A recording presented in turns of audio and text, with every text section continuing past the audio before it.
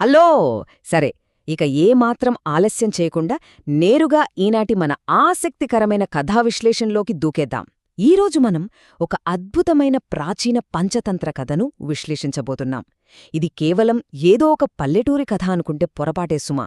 శతాబ్దాలుగా పిల్లలకే కాదు, పెద్దలకు కూడా నేర్పబడుతున్న ఒక సూపర్ ఇంపార్టెంట్ పాఠమిందులో ఉంది. ఒక అందమైన పల్లెటూరి ఇంట్లో ఒక విశ్వాసపాత్రమైన జంతువు, ఒక అమాయకమైన పసిపాప, ఇక ఒక్క క్షణం ఆవేశంలో తీసుకున్న నిర్ణయం ఎలా ఒక జీవితాన్ని మార్చేసిందో మనం చూడబోతున్నాం. సో ఈ కథ మనందరికీ ఎందుకంత ముఖ్యమో ఇప్పుడు తెలుసుకుందాం రండి. మన పెద్ద బాల శిక్షలో ఒక అద్భుతమైన మాట ఉంది తెలుసా? ఆలోచించకుండా చేసే పని ఆత్మహత్యతో సమానమని. వినడానికి కొంచెం కఠినంగా అనిపించినా ఇది మనకొక బలమైన పునాదిలాంటి పాఠాన్ని నేర్పుతుంది.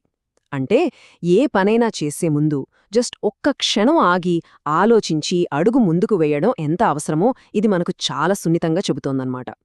మనం కూడా రోజువారీ జీవితంలో అప్పుడప్పుడు ఏమీ ఆలోచించకుండా తొందరపడి నిర్ణయాలు తీసుకుంటుంటాం కదా. కానీ ఆ ఒక్క క్షణం ఆగి ఆలోచించడం అనేది రాబోయే పెద్ద ప్రమాదాలను ఎలా ఆపగలదో ఈ మాట చెబుతోంది. దీన్ని మనసులో ఉంచుకుని ఈ కథలోకి వెళ్దాం.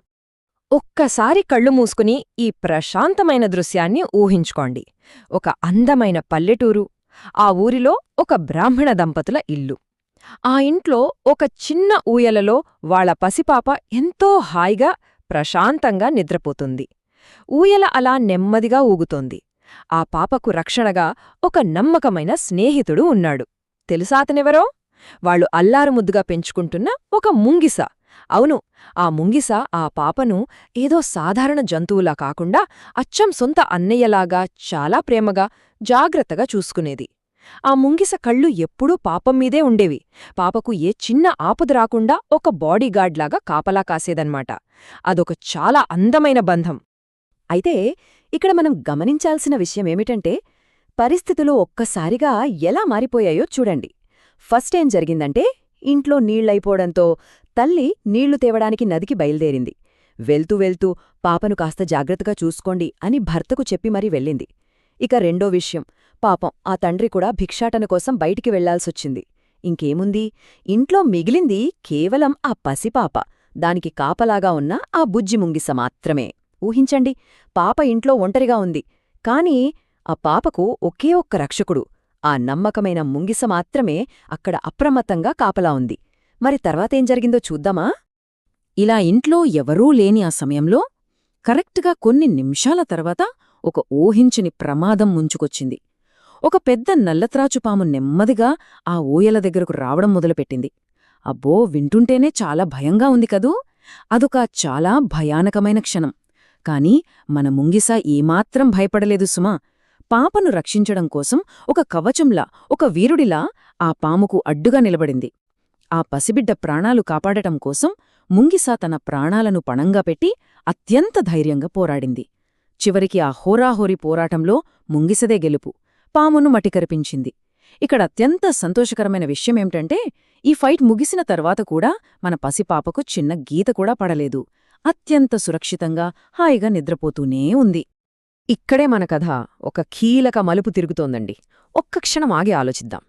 ఎవరైనా సరే ఆ తండ్రి స్థానంలో ఉండి ఉంటే, తను ఇంటికి రాగానే గుమ్మం దగ్గర తనను పలకరించడానికి ఆనందంగా ఎదురొచ్చిన ముంగిసను చూశారు. కాని ఆ ముంగిస నోరూ కాళ్ళూ ఆ పోరాటం వల్ల రక్తంతో తడిసిపోయి ఉన్నాయి. లోపల ఏమైందో ఆయనకు తెలీదు. చాలా గందరగోళంగా భయంకరంగా ఉన్న ఆ క్షణంలో మీరైనా నేనైనా ఏమి చేయడం సరైనది? వెంటనే కోపంతో రగిలిపోవాలా? లేదా లోపల నిజంగా ఏం జరిగిందో తెలుసుకోడానికి ఒక్క నిమిషం ఓపిక పట్టాలా? ఈ ప్రశ్న కష్ట సమయాల్లో మనం ఎంత బ్యాలెన్స్డ్గా శాంతంగా ఆలోచించాలి అనేది మనల్ని అడుగుతోంది. కాని పాపం మా తండ్రి అలా ఆలోచించలేకపోయాడు. అక్కడే అత్యంత బాధాకరమైన విషయం జరిగిపోయింది. ముంగిస మీద ఉన్న రక్తాన్ని చూడగానే ఆ తండ్రి, అయ్యో, నా బిడ్డని జంతువు చంపేసిందే అని ఒక తొందరపాటు నిర్ణయానికొచ్చేశాడు. నిజమేంటో తెలుసుకోవాలన్న కనీస ఆలోచన కూడా చేయకుండా తన చేతిలో ఉన్న ఆ బరువైన నీళ్ల బిందెను ఆ విశ్వాసపాత్రమైన ముంగిస మీద బలంగా విసిరిగొట్టాడు.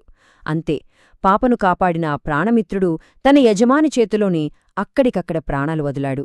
జస్ట్ వాస్తవాలను తెలుసుకోకపోవడం వల్ల, తొందరపడటం వల్ల జరిగిన అతిపెద్ద విషాదమిది.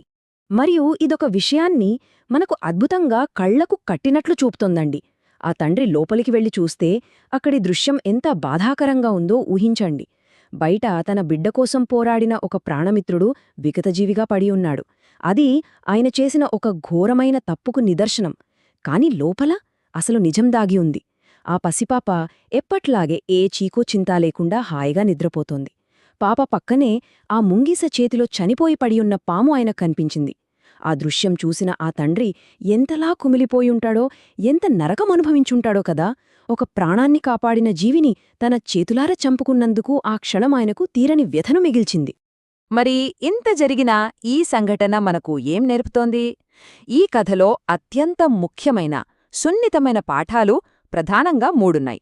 మొదటిది, మన నిజమైన స్నేహితులను, మనల్ని ప్రేమించేవారిని ఎప్పుడూ నమ్మాలి.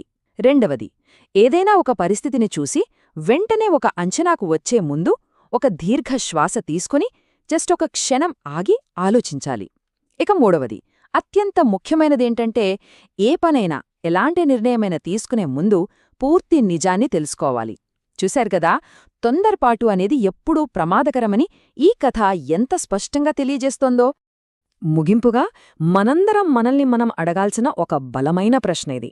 నిజాన్ని తెలుసుకోకుండా కేవలం పైకి కనిపించే విషయాలను బట్టి తొందరపడి నిర్ణయాలు తీసుకున్నప్పుడు నిజంగా మనం చెల్లించుకునే మూల్యమెంతా? ఆ బ్రాహ్మణుడు తన బెస్ట్ ఫ్రెండ్ని కోల్పోయాడు. అది ఎప్పటికీ పూడ్చలేని నష్టం. మన జీవితాల్లో కూడా ఇలాంటి తొందరపాటు చర్యల వల్ల మనం కోల్పోయే బంధాలు, అవకాశాలెన్నో ఉండొచ్చు కదా. అందుకే ప్రతిసారీ వాస్తవమేంటో అన్వేషించండి, కాస్త ఓపికగా ఉండండి.